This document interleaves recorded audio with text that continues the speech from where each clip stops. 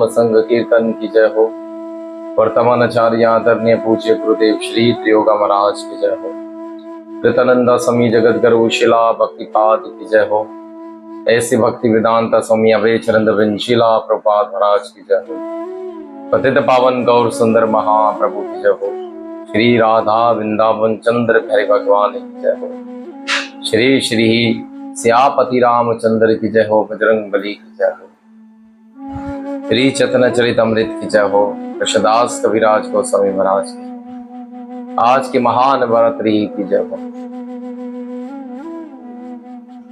ओम अज्ञानतिमिरान्धस्य ज्ञानाञ्जनशलाकया चक्षुरुन्मीलितं येन तस्मै श्रीगुरवे नमः। ओम नमो भगवते वासुदेवाय कृष्णाय वासुदेवाय देवकीनंदनाय च नंद गोप कुमाराय श्री गोविंदाय नमो नमः। हे कृष्णा करुणा सिंधु दीनबंधु जगत्पते गोपेश्वर गोपीकान्तं श्री राधाकान्तं नमोऽस्तुते। तप्त कांचनं गौरांगे श्री राधे वृंदावनेश्वरी वृषभानुसुते देवी श्री प्रणमामि हरिप्रिया। श्री चैतन्य मनोभीष्टं स्थापितं भूतले स्वयं रूपं गदामयं ददान्ति सोमृतान्तिकम्। जय श्री कृष्णा चैतन्य प्रभु नित्यानंदा श्री अद्वैता गदाधार श्रीवासादि गौर भक्तवृंदा। हरे कृष्णा कृष्णा कृष्णा हरे हरे हरे राम राम राम हरे हरे। नारायण नमस्कृतं नरं चैव नरोत्तमं देवी सरस्वती व्यासं ततो जयमुदीरता। आजातुलम्बभुजो किनकावतारतो संकीर्तने कपितारो कमलायताष्टतो विशंबरो द्विजभारो युगधरो पारो वंदे जगते प्रियाकारो करुणावतारो वंदे आनंदे अवभूतवाईश्वर्यनन्दनं श्री चैतन्य महाप्रभु निभजति अभिधि प्रसादे भक्ति शास्त्रे प्रियायते। जय जय श्री चैतन्य निताय जय नित्यानंदा जय अद्वैत चंद्र जय गौर भक्तवृंदा। श्री चैतन्य प्रसादने दत्त स्वरूपस्य विनेशार्यरणं बालो यातपि कृतदातशासरं दृष्टतात्ववृच्छलीलायसन्। रामाय रामभद्राय रामचंद्राय रामवेदाय सा रघुनाथाय नाथाय सीतापते नमः। मनोजवं मारुते तुल्यवेगं जितेन्द्रियं बुद्धिमात्रवेश्वरं वाताजमोतं वानर्योतमोकं श्रीरामदूतं शरणं प्रपद्यते।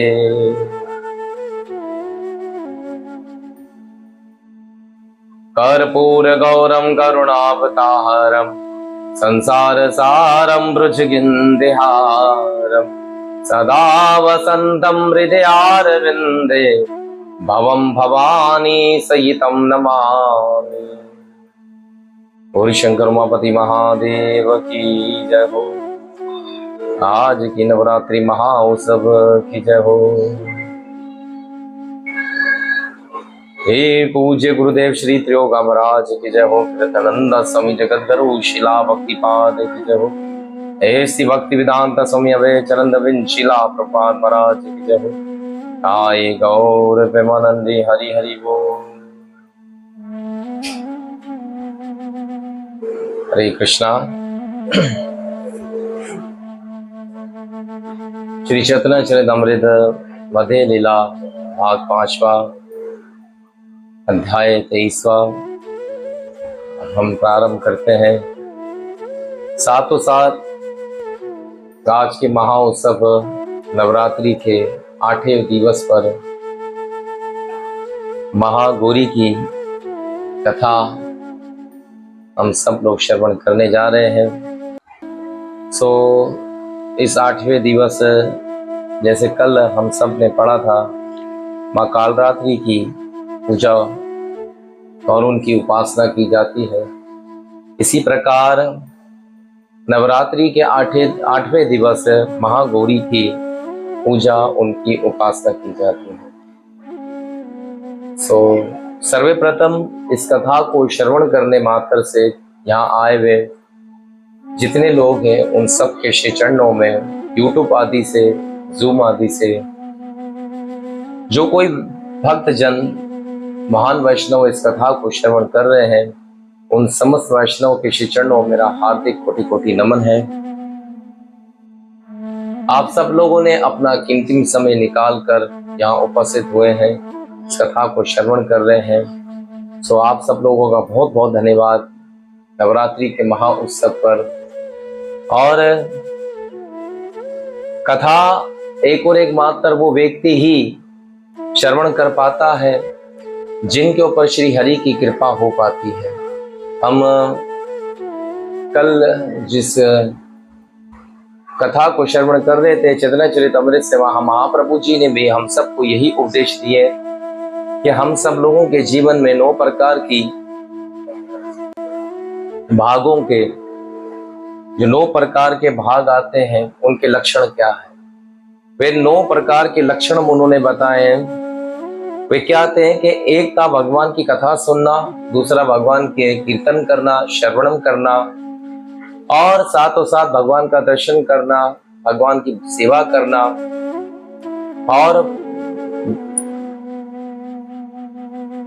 बड़े बड़े महान तीर्थों में जाना, वहां स्नान करना। ये सारी बातें हम सबको मां चैतन्य महाप्रभु जी बड़े विस्तार से समझा चुके हैं। तो सर्वप्रथम हमारी भक्ति में ये बात भी सिद्ध होती है कि हमारे जीवन में भी भगवान श्री कृष्ण ने एक और एक मात्र ये बात डाली है कि हम सब लोग किस प्रकार से इस कथा से जुड़ पाते हैं, किस प्रकार से हम सब लोग कथा से मिल पाते हैं। आज अब हम सब लोगों के जीवन में भगवान श्री हरि कृष्ण की एक विशेष कृपा हुई है कि हम सब लोगों ने एक समय निकालकर यहाँ एकत्र होते हैं, इस कथा को श्रवण कर पाते हैं। अपने जीवन काल में चैतन्य चरितमृत द्वारा अपनी भक्ति को किस प्रकार से उन्नति दे सके, ये सब बातें हम चैतन्य चरितमृत से जान सकते हैं। कृष्णदास कविराज गोस्वामी महाराज जी की कृपा मात्र से हम सब ने ये चैतन्य चरितमृत जैसे महान ग्रंथ को श्रवण कर रहे हैं। अब चलते हैं महागौरी के कथा के लिए। आज नवरात्रि का 8वां दिवस, जिसमें महागौरी की महिमा को हम पढ़ेंगे। शिवेतावरारशम समाराधयाशु ता मम्रधाराशु चै महागौरी शुभहु द्राहाने अम्बा देवी परमुदरधा। माँ दुर्गा जी की 8वीं शक्ति का नाम है महागौरी। इनका शरीर पूरा गोरा है। इस गोरेपन की तुलना शंख चंदर और कंद के फूल से दी गई है। महागौर दुर्गा की 8वीं शक्ति जो है वह महागौरी है, जिनका रंग शवत है, एकदम गोरा है। व्हाइट रंग जिनका बताया जाता है, एकदम गोरा शरीर का रंग है, जिसकी तुलना आप शंख से कर सकते हैं कि शंख कितना गोरा होता है, और चंदन से कर सकते हैं। साथों साथ आप अरे गुंद के फूलों से कर सकते हैं कि वे कितने व्हाइट होते हैं। तो माँ गौरी का दुर्गा माता की एक शक्ति हुई है 8वें के दिन, जिनका नाम है 8वीं शक्ति का महागौरी। इनकी उम्र 8 साल की मानी गई है। इनकी आयु केवल 8 साल की मानी जाती है।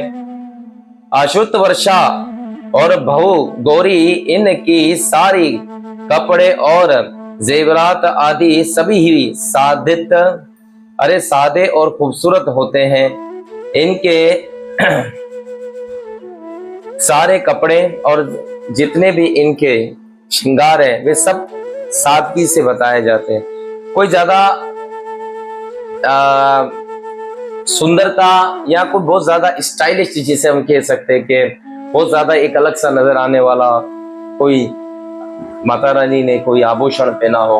अक्सर माताओं के गले में बहुत सुंदर सुंदर आभूषण होते हैं, लेकिन माँ गौरी के गले में साधारण आभूषण होता है, बस एक माला होती है और कुछ भी इनके गले में नहीं बताया जाता है। इनके वस्त्र भी बहुत साधारण से बताए जाते हैं। इनके चारों हाथ में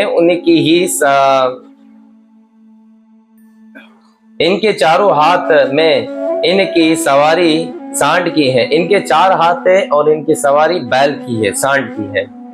इनके ऊपर के दाहिने हाथ में अभय मुद्रा है। ऊपर के दाहिने हाथ में अभय मुद्रा है, आशीर्वाद आपको देती है। और नीचे वाले दाहिने हाथ में त्रिशूल है और नीचे वाले दाहिने हाथ में त्रिशूल है। ऊपर वाले बाएं हाथ में डमरू है और नीचे के हाथ में वरमाला रह रही है। नीचे वाले हाथ में डमरू है और उससे ऊपर वाले हाथ में वरमाला है, यानी कि जपा माला है। तो इस बात से ये बात सिद्ध होती है माँ गौरी भी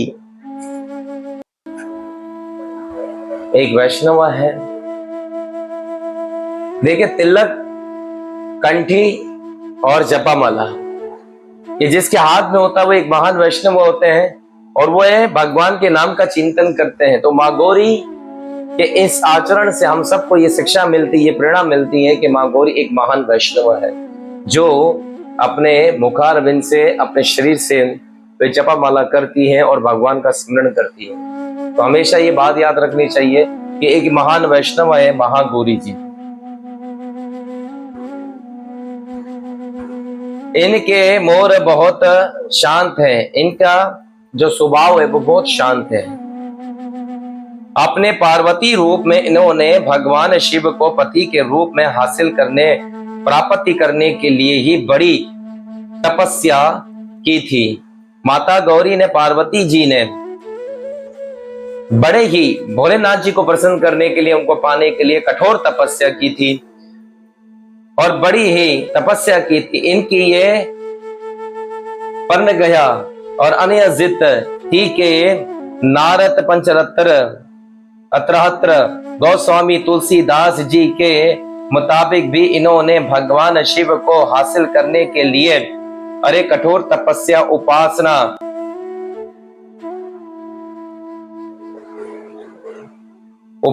अपार लहद था।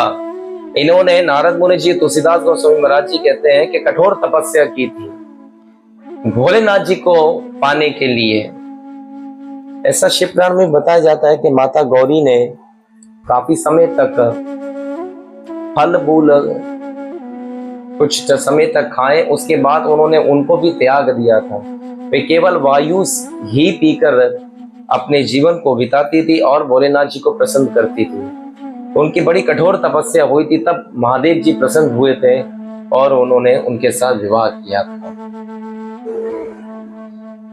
जन्म कोई लगी राख हमारी, अरे भरम समझनाती है, रहो ये कुमारी। बहुत अच्छा श्लोक बोला गया है। जन्म लागे राग हमारी, भरम समझो नायते, शंभु नाथे तो रहु कुमारी। अरे कठोर तपस्या की वजह से उनका शरीर दम काला पड़ गया था। अब उन्होंने कहा कि मेरा अगर विवाह हो तो केवल शंभू से, अन्यथा तो मैं सारी जिंदगी कुंवारी लूंगी। अगर मेरा जीवन, ये शरीर नष्ट हो गया, फिर एक नया शरीर लेकर आऊंगी और फिर शंभू को पाने के लिए कठोर तपस्या करूंगी। तो उन्होंने कठोर तपस्या की, इनके शरीर का रंग काला पड़ गया। जब कोई व्यक्ति सही प्रकार से, सही मात्रा में जल खान पान उसका नहीं रहता है तो उसका शरीर काला पड़ता है। और तपस्या से खुश और संतुष्ट होकर जब भगवान शिव ने इनके शरीर को गंगा जी के पवित्र जल से मिलाकर ध्वयंतप व बिजली की तरह बहुत ही चमकीला और गौर सुहा उठाया, तब ही से उनका नाम महागौरी पड़ गया, दुर्गा। महादेव जी ने देखा कि इन्होंने मेरे तपस्या, इतनी कठोर तपस्या की है, तब उन्होंने गंगा जल से इनको स्नान करवाया। तब इनका चमकीला सा रंग जो था ये फिर प्रकट हो गया और तब से उनका नाम महागौरी हुआ, पड़ गया। दुर्गा का पूजा के 8वें दिन महागौरी की उपासना की जाती है। इनकी शक्ति जीवन में हमेशा सफलता और हमेशा फल देने वाली है। इनकी उपासना से भक्तों के सारे बड़े कर्म धुल जाते हैं। बड़े से बड़े पाप किसी व्यक्ति ने अपने जीवन में किए हो तो वे भी इनकी उपासना, इनकी सेवा कर वे सब धुल सकते हैं। इनके पहले किए गए पाप भी खत्म हो जाते हैं। इनके पहले किए हुए के जितने भी पाप है वे भी खत्म हो जाते हैं और भविष्य में पाप, दुख, कलेश और अरियब ही और इस आदि ही इसके पास कभी नहीं आते हैं। इसके बाद कोई व्यक्ति अगर इनकी उपासना करता है तो उनके पूर्व जन्म के पाप भी नष्ट हो जाते हैं और आने वाले भविष्य में उनको भगवान की भक्ति की प्राप्ति होती है। अरे वे सब ही तरह से पवित्र और कभी ना खत्म होने वाली निकुओं का आदिकारी और हो जाते हैं। महागौरी ध्यान करने, पूजन और आराधना भक्तों के लिए बहुत ही कल्याणकारी है। हमें हमेशा का ध्यान करना चाहिए। महागौरी भक्तों का कल्याण करती है, उन पे दया करती है।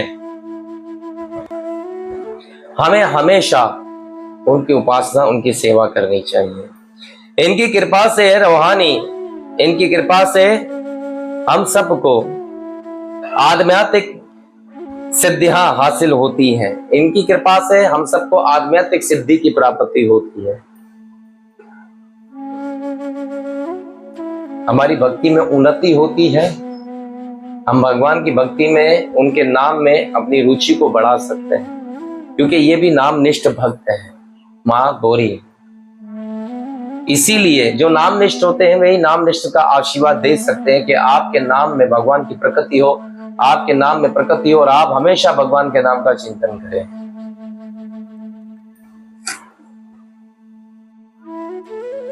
अरे मन को सभी ही वस्तुओं से साफ करें और उनको नियत कर एक शुभ मनुष्य को हमेशा इनके ही सरे चरण का कमलों का ध्यान करना चाहिए। ये भक्तों का दुख और दर्द अरे जरहार करती हैं। भक्तों के दुख दर्द तकलीफों को महागौरी जी उन पे कृपा करती हैं, उनके कष्टों पर उनको निहारती हैं। इनकी उपासना बगड़े हुए काम भी बना देती हैं। इनके चरणों की दया होनी के लिए हम हमेशा कोशिश करते हैं रहते हैं कि करनी चाहिए कि पुराणों में इनकी महिमा का बहुत जगह पर जिक्र किया गया है। अरे मनुष्य को सारी ही बुराइयों को खत्म कर और आध्यात्मिक और दुनियावी सच्चाई तरफ ले जाती आती है। माँ गौरी मोह माया के बंधनों से छुटकारा दिलाती है और हमेशा हमारे मन वचन जितनी भी मनोकामना है उन सबको पूर्ण करती है और हमें मोह माया से दूर कर कर भगवान हरि की भक्ति की प्राप्ति कराती है। ये सारे अरे झुंडत और ब्राह्मणों को खत्म करती है।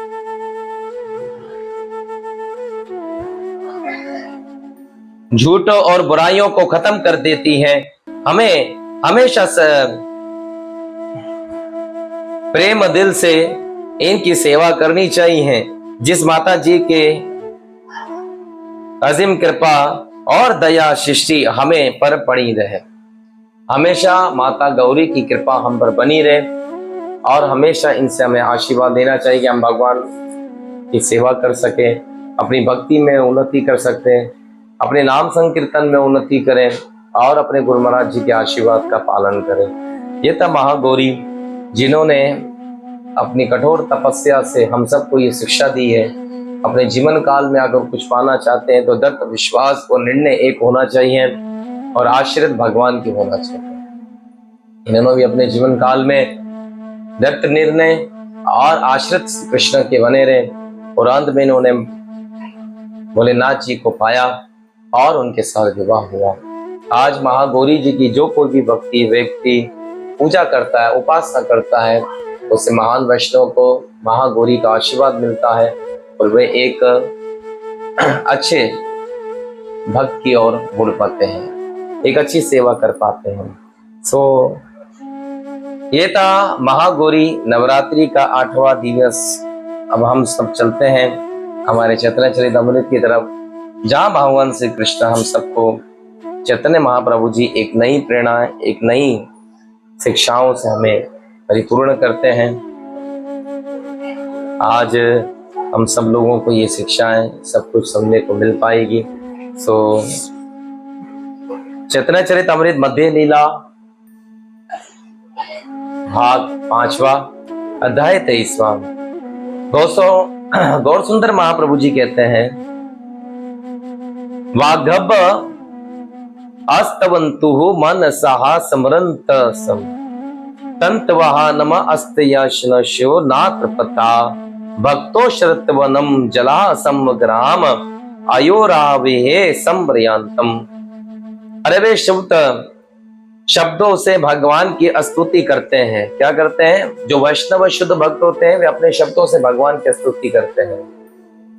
इसे ब्रह्मा जी ने की रोजाना मंगल आरती में गाते हैं ना, गोविंदा आदि पुरुषा तमहं जामि, गोविंदा आदि पुरुषा तमहं जामि, मेनुकान्तरारविन्दां दलयाक्षा नर्वतां दमसितं बोधाशूर्दलाकौ कन्त्रापकोटिकमनीया विश्वशोभा गोविंदा। ये भगवान की स्तुति रोजाना मंगलारती के बाद हम भगवान का जब श्रृंगार होता है तब हम सब लोग भगवान का जब दर्शन आरती करते हैं तब उनकी ये स्तुति करते हैं। ये भगवान आपकी सुंदरता, करोड़ों कामदेव भी मिलकर आपकी सुंदरता की तुलना नहीं कर सकते हैं।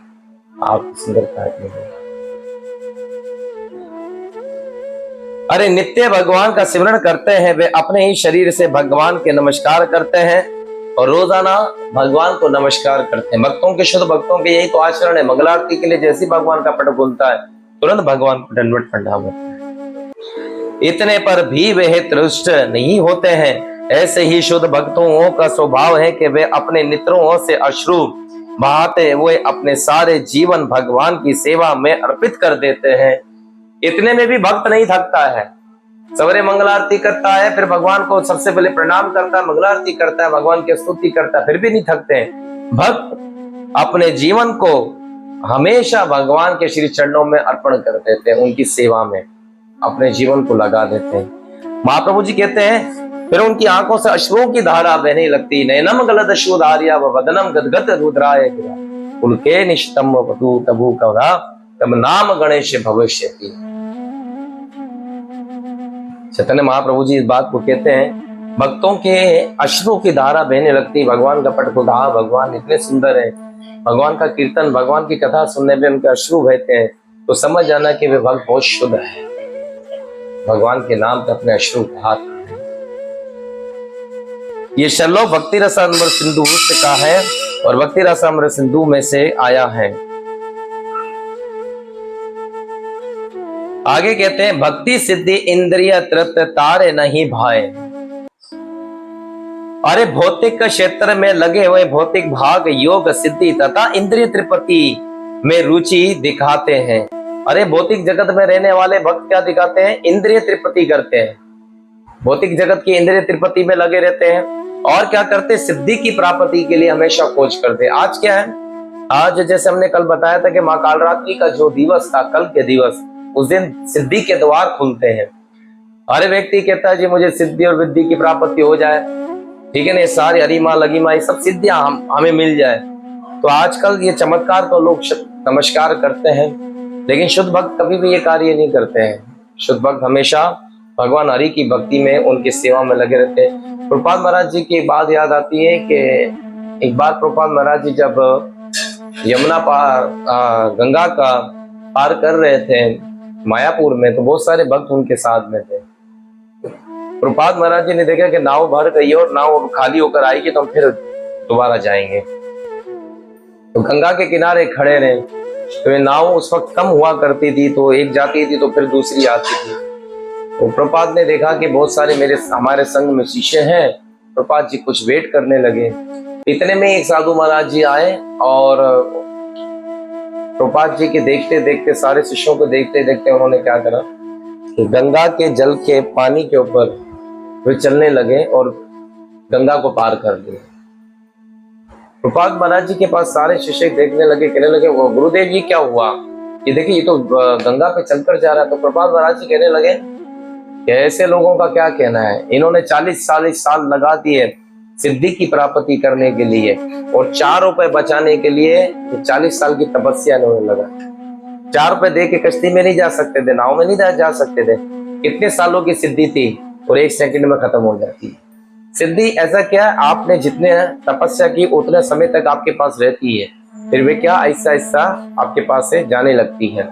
तो ये सारी सिद्धियां आपके पास हमेशा नहीं होती है, आप जितनी सेवा करते हैं उतने ही समय तक आपके पास ये रह पाती है।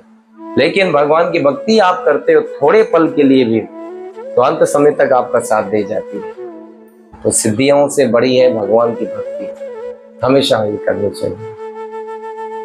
इस प्रकार प्रभुपाद जी ने कहा, 4 रुपए बचाने के लिए 40 साल की सेवा को, तपस्या को दांव पे लगा दिया। 4 रुपए देकर कश्ती में नहीं जा सकते थे ये, तो क्या प्रभुपाद नहीं कर सकते थे? ये सब कार्य कर सकते थे, लेकिन प्रभुपाद को पता है ये सब कार्य, सब ये दिखावा है ताकि लोग हमें पूछे। प्रभुपाद इन चीजों से हमेशा कहते थे, अपने आप को भगवान नहीं मानो, अपने आप को भगवान बनाकर लोगों से नहीं पूछवाओ, स्वयं भगवान की पूजा करो, लोगों को भगवान की सेवा में लगाओ। गौर सुंदर महाप्रभु जी कहते हैं, हे सनातन, ये द अस्तचानन दारे सुतान सहित राजय हृदय स्पृशो जय ये मूलवतम श्लोक लालसः। राजा भरत उन पूर्ण पुरुषोत्तम भगवान कृष्ण का समृद्धि प्राप्त करने के लिए ही अत्यंत उत्साहित थे। राजा श्री भरत, भागवतम महापुराण में इनकी कथा बहुत अच्छी बताई जाती है। इनका जीवन भगवान की सेवा में गुजरता था। इनके 3 जन्म हुए और अपने जब ये राजा बने हुए थे तो इनके विषय में बताया जाता है कि भगवान की ही प्राप्ति के लिए अपने सारे राज्य को छोड़कर ये भगवान के नाम का चिंतन करने लगते जाते थे। अत्यंत ही उत्साहित रहते थे, हमेशा हर वक्त भगवान की भक्ति में, उनकी सेवा में उत्साहित रहता था इनके मन में कि किस प्रकार में भगवान की भक्ति कर सके।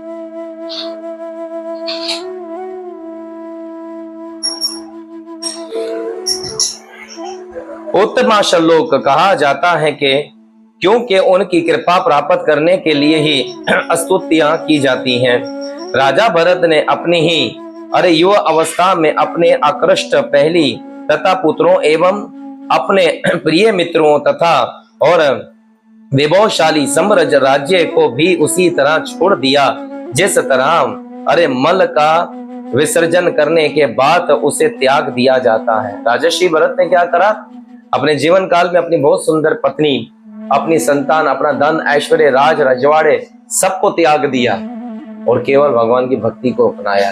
उन्होंने केवल मुझे सिर्फ भगवान से लगन लगी और भगवान से ही उनका प्रेम जुड़ा गया। चैतन्य महाप्रभु जो उदाहरण देते हैं इस बात का कि अगर आपके मन में रुचि है तो राजर्षि भरत जैसी रुचि होनी चाहिए।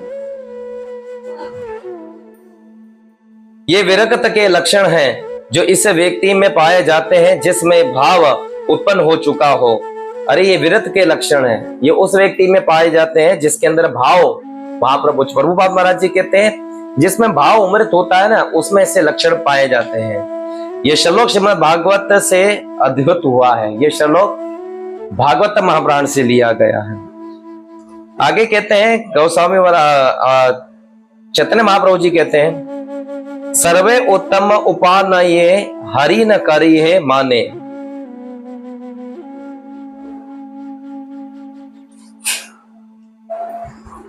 यद्यपि शुद्ध भगत का स्त्रित सर्वव्यापारित होता है फिर भी वह अपने ही आप को सबसे हीन तुच्छ मानता है।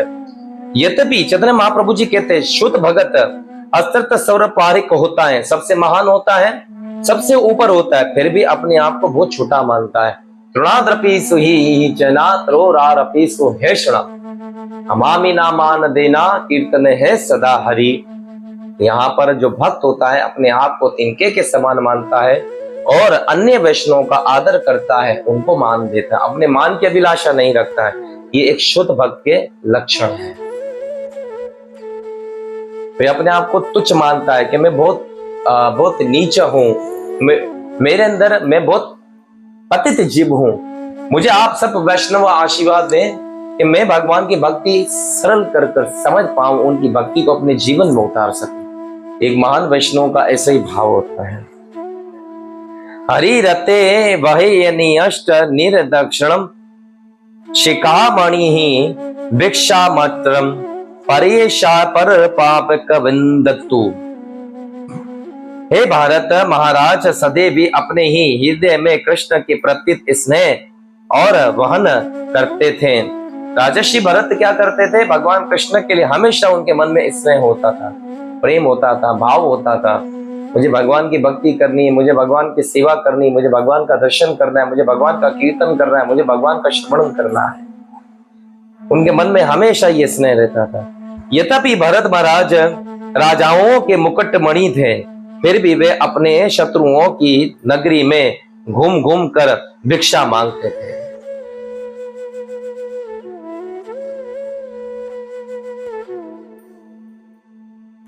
राजर्षि भरत के विषय में बताया जाता है कि वे सब राजाओं के मुकुट मणि थे, सब उनका आदर करते थे। अपने शत्रुओं के क्षेत्रों में जाते थे, उनसे भिक्षा मांगते थे, मुझे भिक्षाम दे, मुझे भिक्षा दीजिए।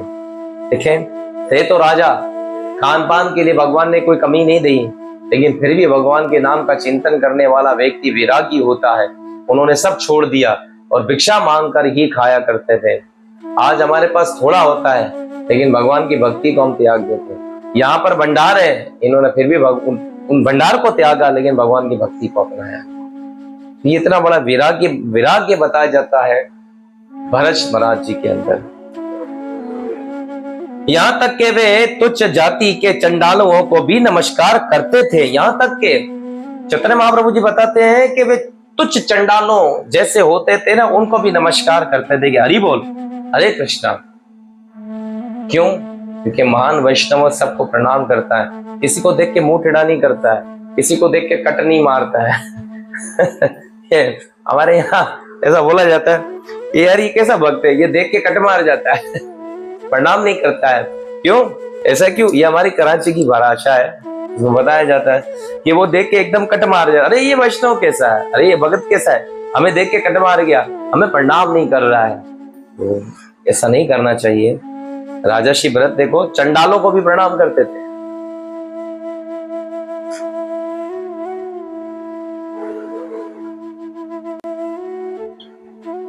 बहुत अच्छे भक्तमाल में कथा आती है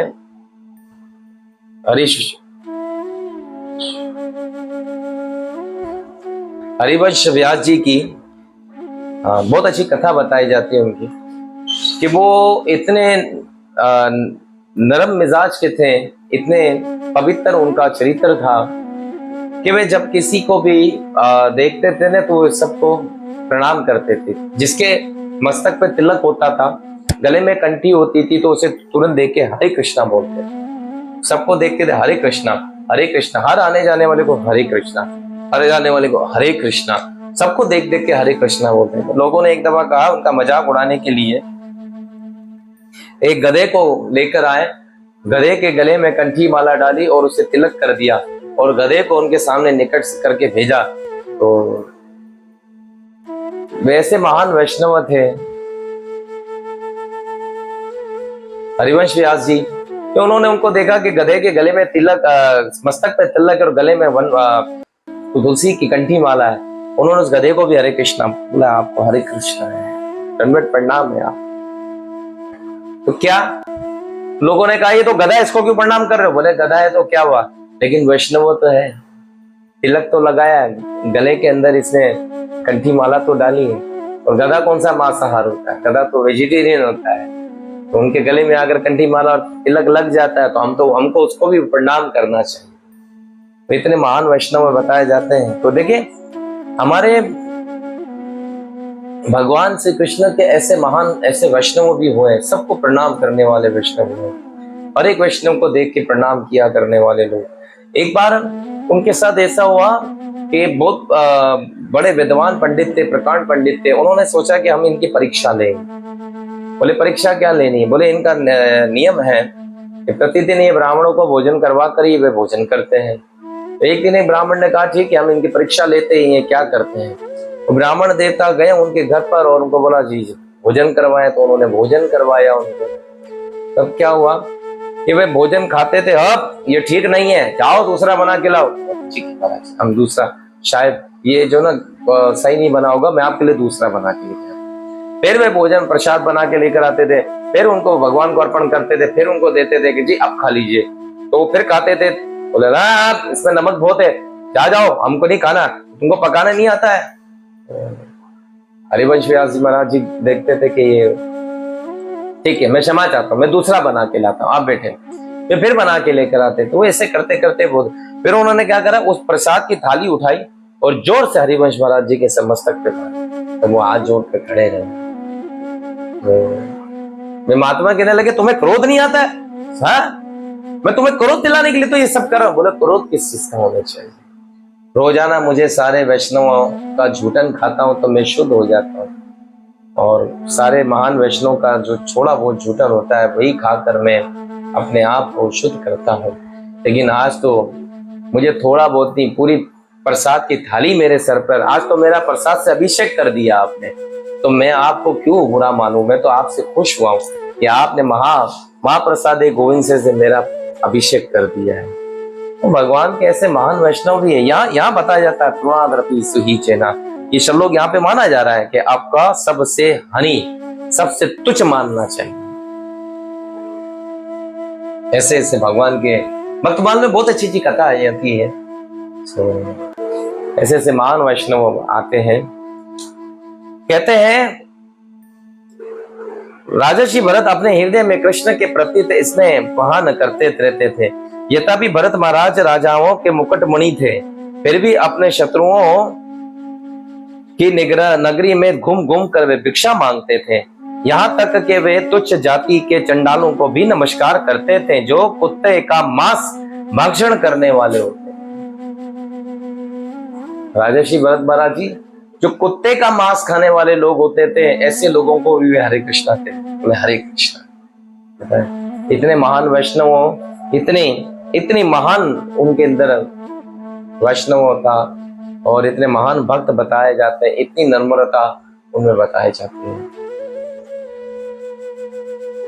कहते हैं कृष्ण कृपा करिए बन दृढ़ करिए जान, एको पूर्णतया शरणागत भक्त को सदैव आशा रहती है कि भगवान कृष्ण उसकी कृपालु होंगे और उसमें यह आशा दृढ़ रहती है।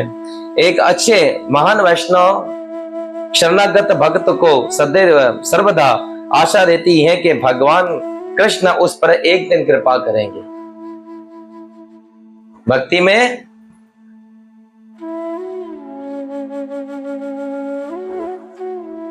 प्रार्थना, प्रतीक्षा,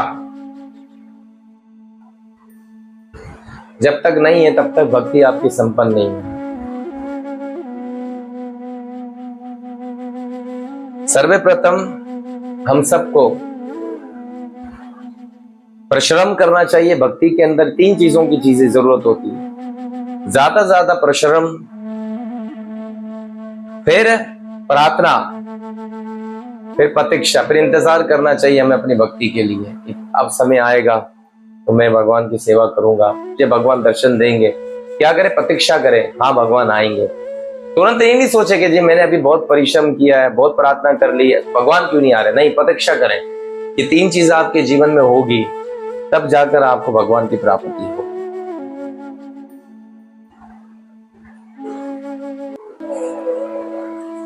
इस प्रकार से हमारे जीवन काल में ये सारी बातें, वस्तुएं मानी जाती हैं। महाप्रभु जी कहते हैं कि एक भक्त, शुद्ध भक्त ऐसा होता है उसके हृदय में आशा दृढ़ रहती है कि भगवान से हरि मुझ पर कृपा करिएगा, मुझ पर दया करिएगा प्रभु, कि मैं हमेशा आपके नाम का चिंतन करता रहूं और मेरा हमेशा विश्वास आप पे बना रहे। एक दिन आप मुझे अपना दर्शन करें।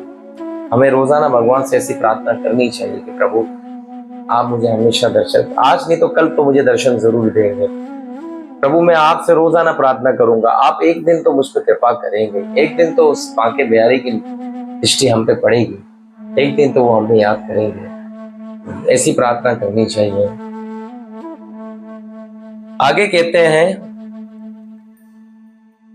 न प्रेम शरणवा यदि भक्तरिया पीवा योग अस्तता वा वैष्णव ज्ञानम वा शुभ करम वा क्रियदहाये सचत त्रि प्रयत वहा अनियत या के साधिक त्रये तच यदो मूल स्थिति।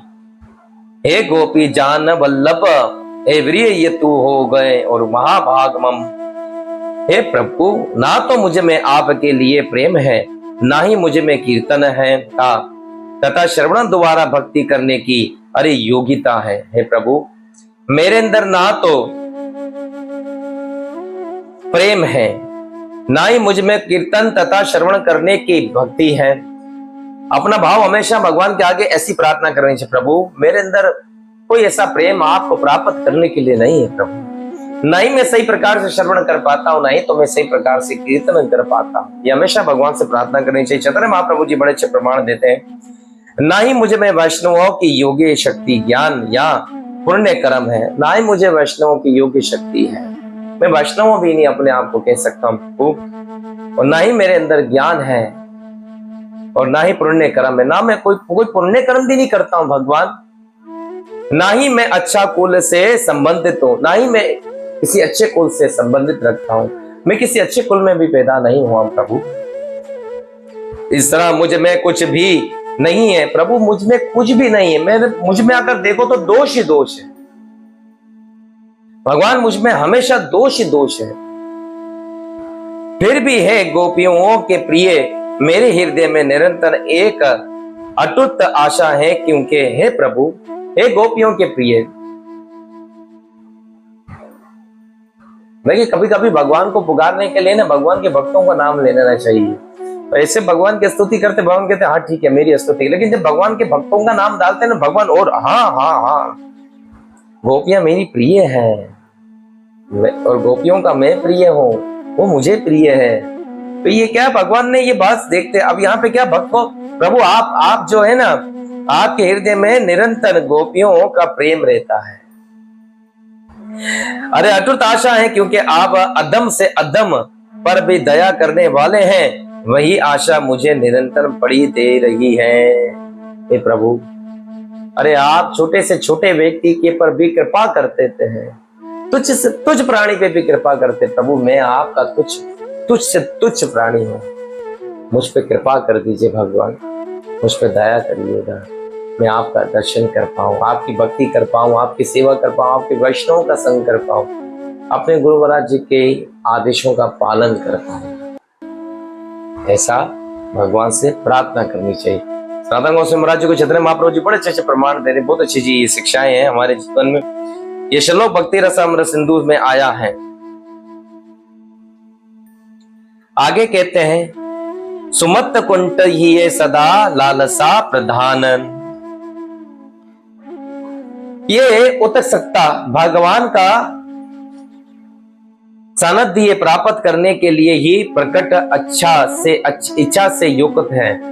ये क्या है? ये उत्कटता है भगवान का सानिध्य, यानी कि भगवान का एक खास भक्त बनने के लिए, एक अच्छा भक्त बनने के लिए आपको हमेशा अपने मन से ऐसी भगवान के लिए प्रार्थना करनी चाहिए।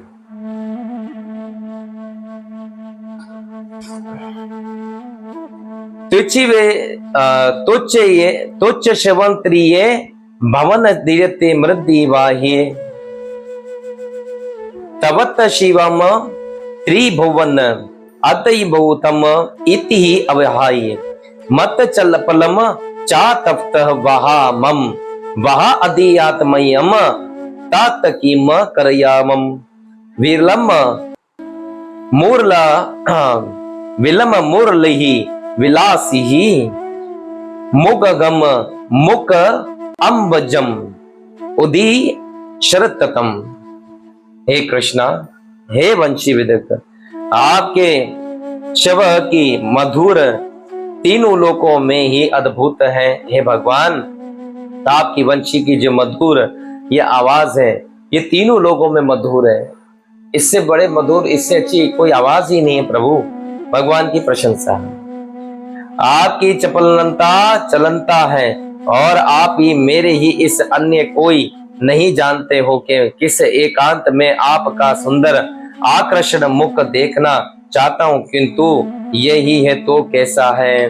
प्रभु मैं आपका एकांत में आपका मुख देखना चाहता हूं। प्रभु आपका मुख इसलिए देखना चाहता हूं एकांत में। प्रभु आपकी ये वेणों की जो आवाज है, पूरे 3 भवन में ऐसी आवाज कहीं गुनगुनाई नहीं जाती है। प्रभु मैं आपसे प्रार्थना करता हूं, आप मुझे अपना ऐसा स्वरूप आप मुझे दिखाएं। प्रभु मैं आपसे ऐसी लालसा रखता हूं कि आपके इस स्वरूप को देखने की इच्छा करता हूं। प्रभु आपका ये स्वरूप मेरे जीवन में, मेरे मन में हमेशा विराजमान रहे। प्रभु मैं हमेशा आपके इस स्वरूप का दर्शन करता हूं।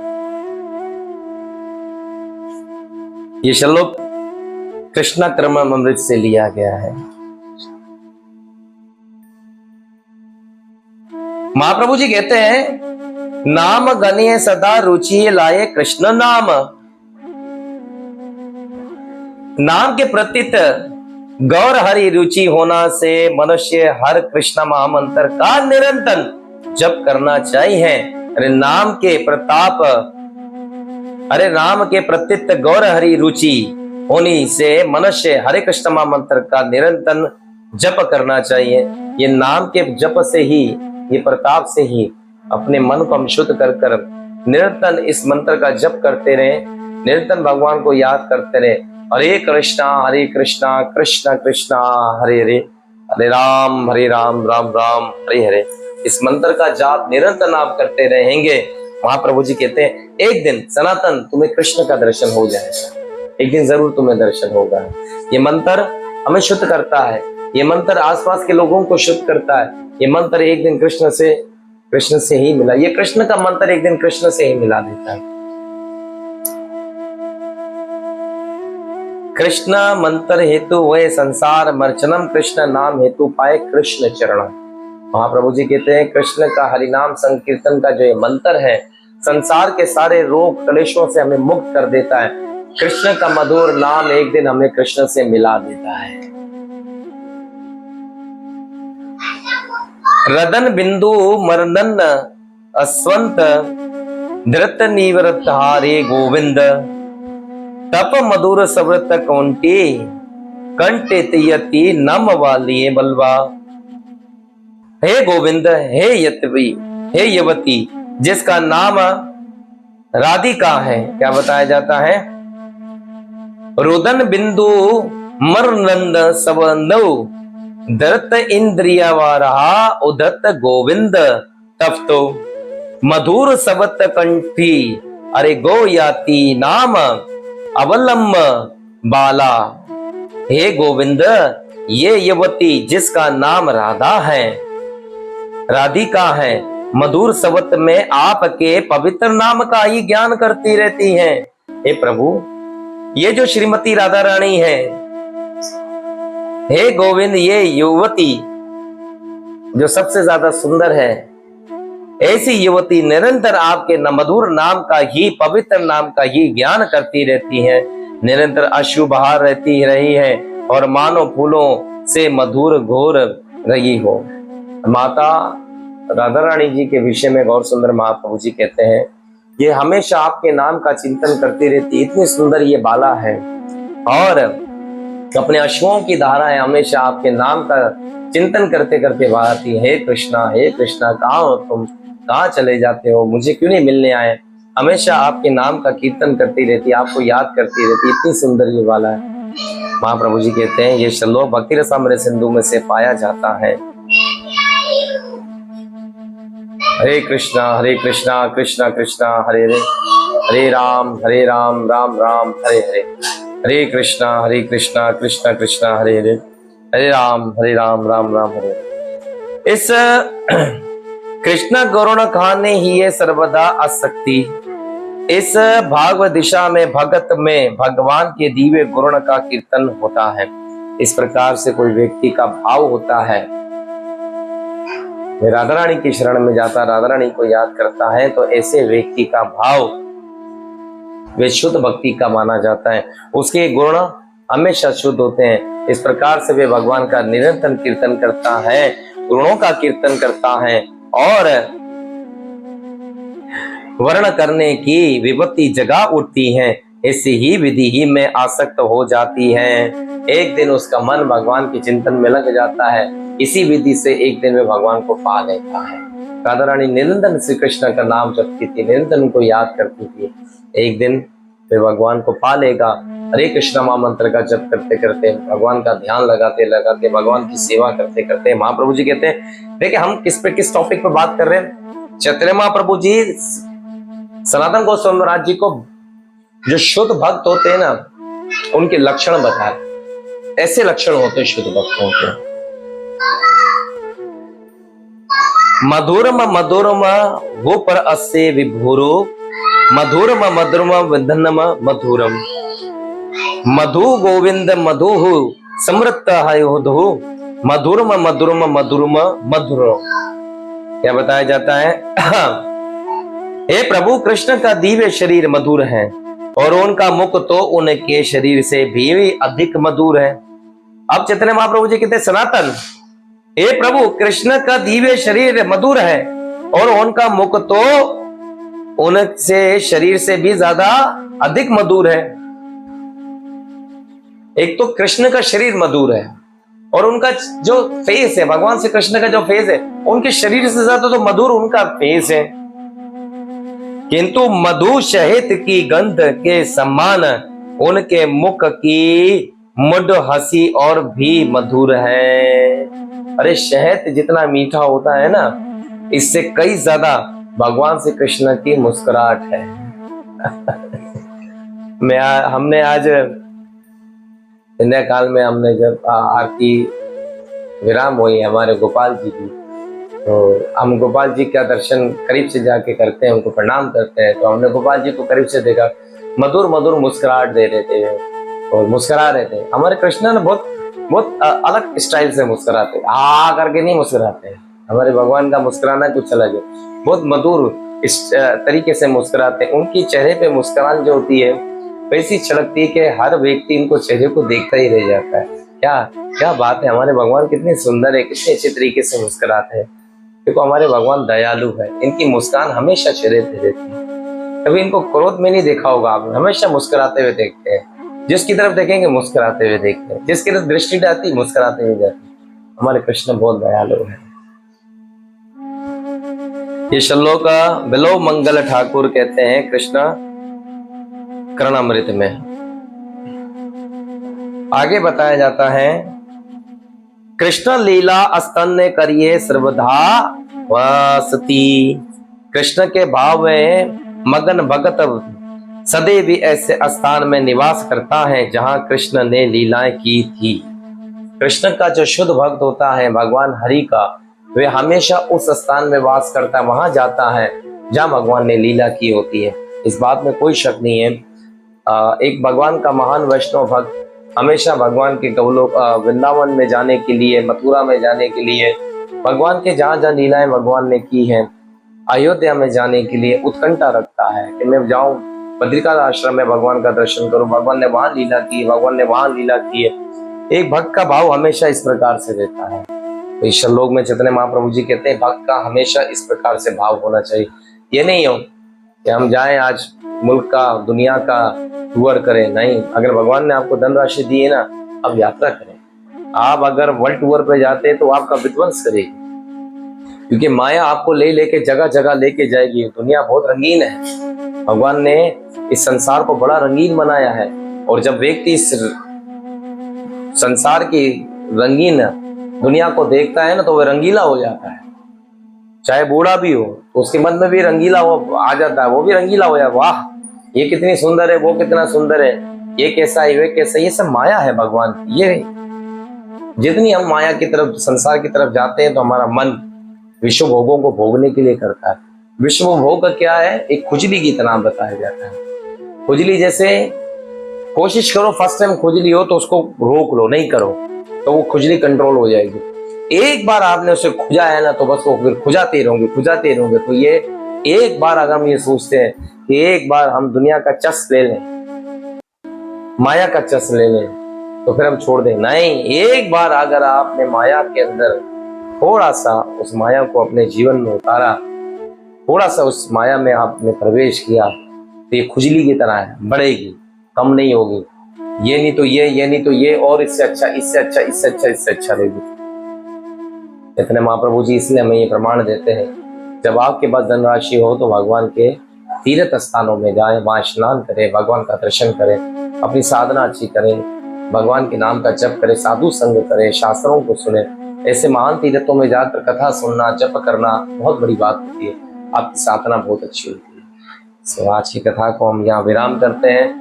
कल फिर मिलेंगे, फिर एक नई उमंग, फिर एक नई चैतन्य महाप्रभु जी की प्रेरणाओं द्वारा हम सब लोगों को जो महाप्रभु जी ने अपनी कथाओं से हम सबको जो बड़ी भांति प्रभावित किया है, शिक्षाएं दी, जो प्रेरणाएं दी, हम सब लोगों के जीवन काल में हम सब अपने गुरु महाराज जी के आशीर्वाद से इसे अप्लाई करें।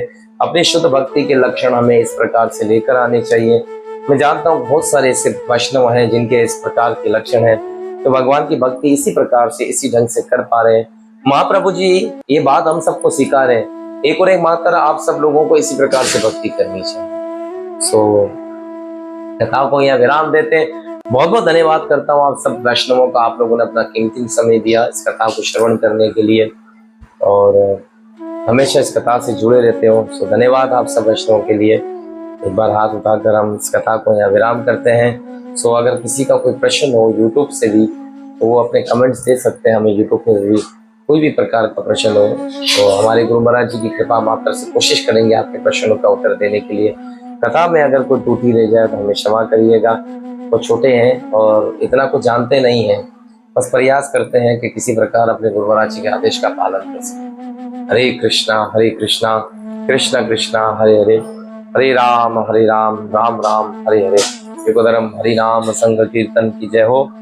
वर्तमान आचार्य आदरणीय पूज्य गुरुदेव श्री त्रियोगा महाराज की जय हो। कीर्तनंदा स्वामी जगत गर्भु शिला भक्तिपाद की जय हो। ऐसी भक्ति वेदांता स्वामी अभय चंद शीला प्रभुपाद महाराज की जय हो। पतित पावन गौर सुंदर महाप्रभु की जय हो। कृष्णदास कविराज गोस्वामी महाराज की जय। ठाए गौर पे मनंदी हरि हरि बोल।